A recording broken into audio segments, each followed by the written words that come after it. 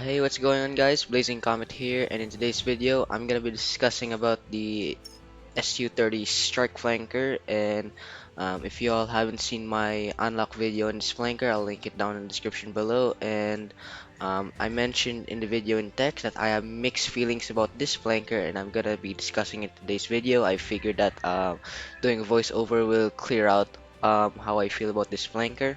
And looking at the stats, pretty decent hit points, pretty decent afterburner, and turn rate of 35 degrees per second, which I am not. I don't completely agree with the turn rate because this thing has thrust vectoring, and I think the devs should increase it, but I think it's what makes the plane balance. So okay, the um, the medium range radar, which I pretty like, but the lock time should be I think decrease from 1.8 to 1.5, and I think this should go to all the medium range radars in the game because interceptors, uh, and I think interceptors should only have the 1.8 seconds of lock time, and the IR, which is pretty good, only you carry four of them. I believe these are the R73 archers, and that's pretty much it for this flanker. And this is how I really just feel, and I don't like that it has over 35 degrees of turn rate because this thing has thrust vectoring capabilities, and compared to the other flankers in the game, like the SU, take the the SU-35 for instance, it has over 38 degrees of turn rate because it has thrust vectoring. Even the SU-57, it has a 39 degrees of turn rate due thanks to its thrust vectoring capability. And in my opinion, I think the Su-30 should be buffed a bit, just its turn rate and maybe the lock time of its radar missiles. The thrust vectoring, I think they should go up by 3, so this will become 38 degrees per second, just like the Su-35. And the radar lock should be at least 1.5 seconds, and I want this to go to all medium range radars in the game because it pretty much kind of makes this very slow lock time. It's like it's like an interceptor with only a 7.5 kilometer range radar guided missile. And this is only my opinion, guys. I'm not saying uh, it's a bad flanker. Like, don't get me wrong, it is a pretty beautiful flanker, especially when you get the paint on. It gives you that iconic modern Russian paint. And I'm gonna be playing a few matches with this flanker. And our current game mode today is Air Superiority. So let's take this out for a spin and stuck in.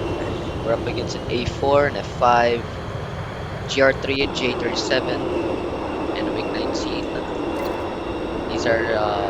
These three are players. They were in. Right. Alright, so in the SU-30, we're gonna utilize our medium range radar. You can see that thrust vectoring effect. Look at that. Up, down, and up again. Alright, so we're gonna use our radar. Yeah, I don't really like the lock time, as you can see here. It's very slow. It takes a bit too long. There. Look at that. That's what I'm saying. And the turn rate, cannon's nice. It feels like any other Russian cannon in the game. And this turn rate, look at that. It's like the thrust vectoring has no effect on the Su-30 here. And unlike the other flankers in the game, like the Su-35 and the Su-57, I think the turn rate of the Su-30 should be buffed to at least the same turn rate as the Su-35. So it actually feels like the thrust vectoring has its effect, like it does in real life. The Su-30 has very insane maneuverability, and I think 35 degrees of turn rate just doesn't make sense for me, and it kind of feels a bit floaty. What I mean is that when I turn, it kind of bleeds off its speed a bit there. Look, just got out of our ideal turning speed, and we're losing. Okay, I'm gonna stop yapping for now. I'm gonna stay quiet and focus on the game.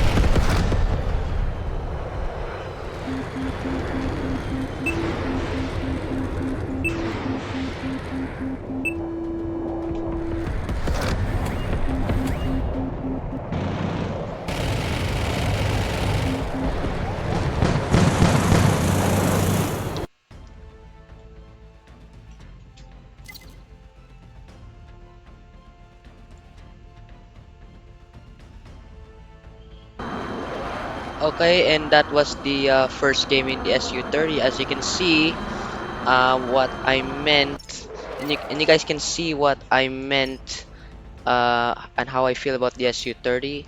That's the that's what I meant, like the lock time on the radar missiles, and then its turn rate with its thrust vectoring. And I hope you guys enjoyed this quick little voiceover on how I feel about the SU-30. And in my opinion, the SU-30 just doesn't really fit my play style.